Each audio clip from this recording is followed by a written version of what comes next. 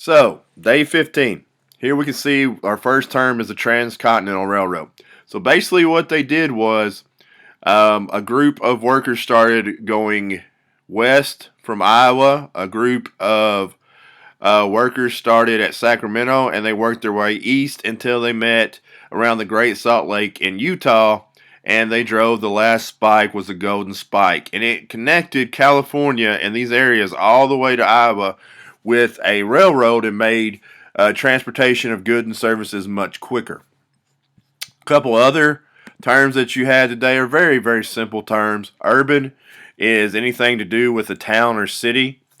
Rural is anything to do with living in the country or outside the town or city.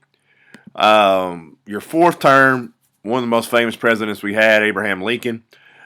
He was elected in 1861 or in 1860 and took office March 4th, 1861. He led the he led the Union through the Civil War, led them to victory, finally by selecting Ulysses S. Grant as his general, who realized that they had more supplies, they had more soldiers, and they were just going to go right at the Confederacy, and the Confederacy could not rebound from that, so they eventually surrendered to Lee. Robert E. Lee surrendered to Ulysses S. Grant's at Appomattox Courthouse.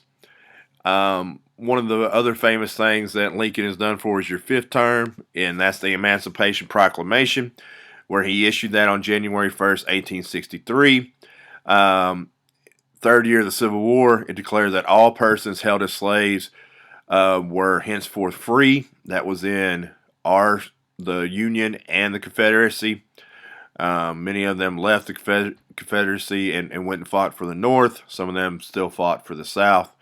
But after leading the Union to victory, he was shot by John Wilkes Booth in Ford Theater in 1865.